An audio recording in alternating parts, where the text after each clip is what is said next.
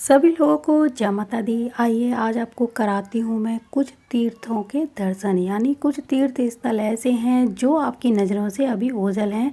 तो चलिए दर्शन कराते हैं हम सबसे पहले गौ माता के। ये गौशाला है और ये गौशाला है बलदेव यानी दाऊ जी बाबा जो भगवान कृष्ण के भाई हैं बलदेव, वहाँ पर उनका मंदिर है। बलदेव एक जगह है मथुरा में, वहाँ पर बहुत सुंदर गौशाला बनी हुई है जिसमें नाना प्रकार की बहुत प्यारी गाय रहती हैं। और जब आप यहाँ पर जाएंगे तो देखेंगे कि ये सारी गाय आपसे कुछ उम्मीद कर रही हैं, आपसे कुछ मांग रही हैं, तो इनके लिए कुछ खाने को ज़रूर लेकर जाइए। ये बलभद्र गौशाला है जो आपको रोड पर ही नज़र आएगी जब आप दाऊ जी बाबा मंदिर की तरफ जाएंगे। और ये हम लोग जा रहे हैं दाऊ जी बाबा मंदिर की ओर।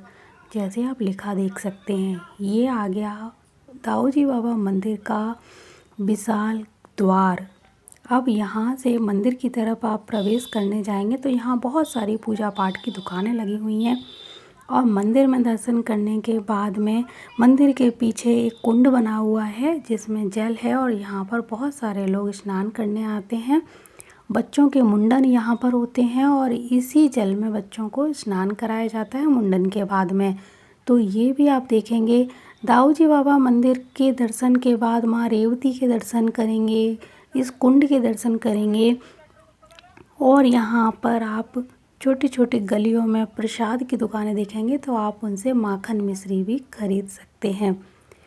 बहुत सारे अद्भुत और अनोखे नज़ारे आपको देखने को मिलेंगे जब आप दाऊ जी बाबा मंदिर के लिए जाएंगे, क्योंकि मंदिर में बहुत अंधेरा होता है। वहाँ पर जब दाऊ जी बाबा की छवि देखने के लिए आपको मंदिर में बिल्कुल सामने खड़ा होना पड़ता है।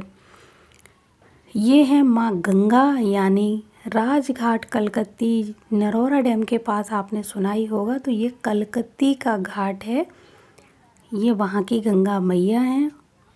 लेकिन सबसे ज़्यादा दुख जब होता है जब गंगा मैया के किनारे बहुत सारी गंदगी पड़ी हुई दिखती है। काफ़ी लोग घर से पूजा पाठ का सामान लेकर आते हैं और गंगा मैया के किनारे ही वो डाल देते हैं। आपने अपने घर की सारी गंदगी माँ गंगा के किनारे डाल दी, ये अच्छा नहीं होता है। इसका आपको पुण्य नहीं पाप लगता है। तो जब भी माँ गंगा के दर्शन के लिए जाएं या यमुना मैया के दर्शन के लिए जाएं या फिर किसी भी तीर्थ में जाएं तो अपने घर की पूजा पाठ की जो सामग्री है वो लेकर उन जगहों को गंदा ना करें, उन जगहों पर ना डालें। इससे अच्छा है आप ज़मीन में गड्ढा खोद कर पूजा की सारी सामग्री वहाँ पर दबा सकते हैं, वो बाद में खाद बन जाती है। अब आप देख सकते हो यहाँ पर कितनी गंदगी कर रखी है लोगों ने, यहाँ तक कि यहाँ भगवत गीता और हनुमान चालीसा जैसी चीज़ें भी पड़ी हुई हमने देखी हैं। लोग अपने घर से कपड़ों में बांध बांध कर पूजा की सामग्री, तुलसी माता के सूखे पौधे, फूल हैं, दिवाली के दिए हैं और हवन सामग्री आदि, यानी घर में जो भी कुछ पूजा कराई होंगी, जो सामग्री पूजा की बच जाती है, फूल माला, चुन्नी है, कलावा है, इस तरह की चीज़ें ला ला कर गंगा के किनारे, गंगा के घाटों पर डाल रहे हैं। बड़ा दुख होता है ये सारी चीज़ें देखने के बाद में। और ये सारी हरकतें केवल गंवार लोग नहीं, पढ़े लिखे लोग भी कर रहे थे।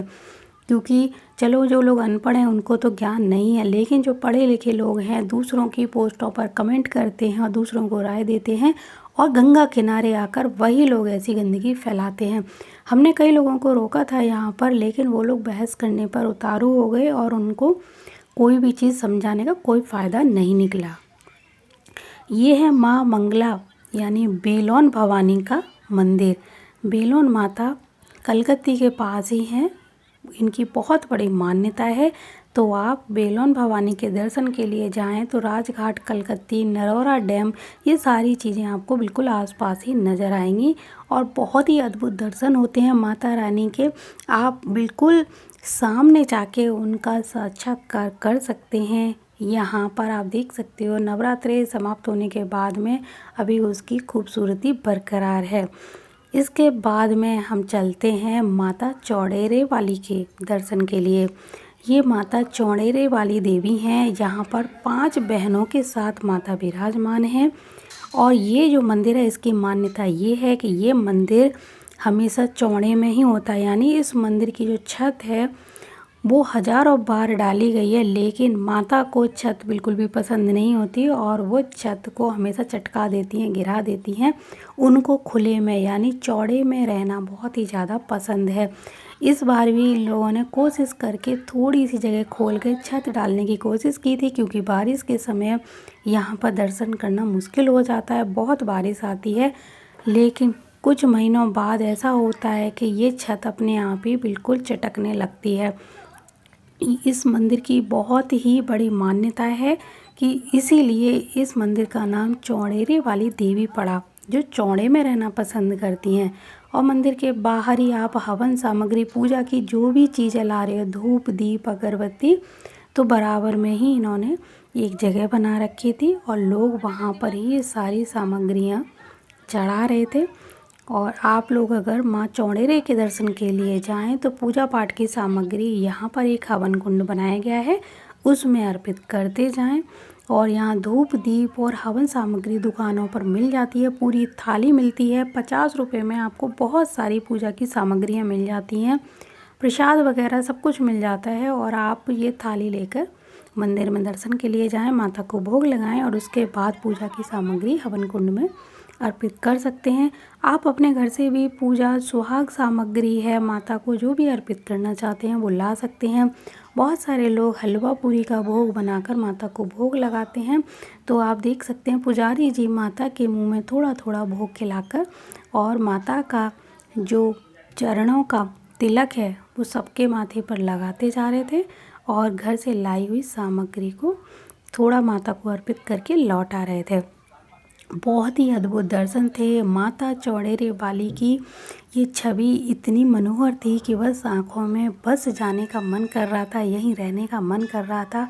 और ये माता बहुत ही ज़्यादा अद्भुत है।